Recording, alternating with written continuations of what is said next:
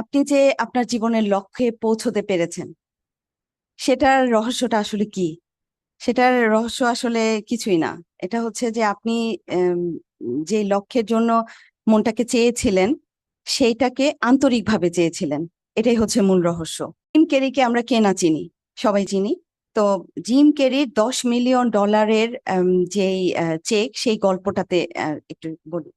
আগে উনি খুব সাধারণ একজন কমেডিয়ান ছিলেন। ওনার কিন্তু স্বপ্ন ছিল যে উনি যে কাজটা করবেন সেই কাজের শীর্ষে উনি পৌঁছাবেন। উনি 90 সালে যেটা করলেন সেটা হলো উনি নিজে নিজেই এটা কোনো না, উনি নিজের স্বপ্ন থেকেই নিজে নিজেই একটা চেক লিখলেন এবং ওই চেকে উনি তারিখ দিলেন থ্যাঙ্কস গিভিং ডে 1995। এরকম একটা তারিখ দিয়ে অ্যামাউন্টের জায়গায় উনি লিখলেন $10 মিলিয়ন।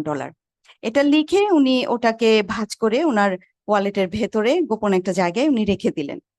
ধরতে গেলে এটা উনি ওনার স্বপ্নের বীজটাকে বপন করলেন। তো 1994 সালে যখন 4 বছর পরে, ওই ঘটনাটা 4 বছর পরে উনি একটা ডাক পেলেন এবং ওনার সিনেমা, প্রথম ওনার সিনেমা ডাম্প অ্যান্ড ডাম্বার, এই চলচ্চিত্র প্রকাশিত হলো, মানে মুক্তি পেল। এরপরে এবং ওই আম, আহ, চলচ্চিত্রে অভিনয় করতে যেয়ে ওনার মূল জনপ্রিয়তাটা এসেছিল এবং ওখানে উনি পারিশ্রমিক হিসেবে পেয়েছিলেন $10 মিলিয়ন। তাহলে দেখুন, ওনার এই যে স্বপ্নটা, এই স্বপ্নটা ওনার পূরণ হয়েছে কেন, কিভাবে? উনি কি শুধু ওই চেকটা লেখার জন্যই? তা না, কিন্তু ওই এই যে 4 বছর ধরে উনি ওনার এই স্বপ্নের দিকে, ওনার এই জনপ্রিয়তার শীর্ষে পৌঁছানোর জন্য উনি সেদিকে এগিয়েছেন। সেটার জন্য উনি পরিশ্রম করেছেন আন্তরিকভাবে, দৃঢ়তার সাথে, প্রচন্ড রকম পরিশ্রম করেছেন বলেই উনি ওই জায়গাতে পৌঁছাতে পেরেছেন।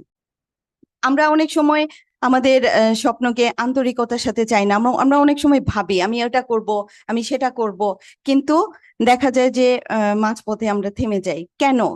এটার মূল কারণটাই হচ্ছে এই যে চাওয়াটা, এই যে পরিকল্পনাটা, এটাকে আমরা ডিপলি চাই না, আমরা ভেতর থেকে চাই না। যে কোনো চাওয়া হতে হবে প্রচন্ড দৃঢ়, প্রচন্ড রকম আন্তরিক।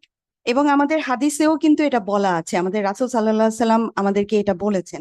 15 নম্বর হাদিসে যেটা বলা আছে সেটা হচ্ছে, তুমি কখনোই এটা চিন্তা করবে না যে আমি এই কাজটা পারবো না।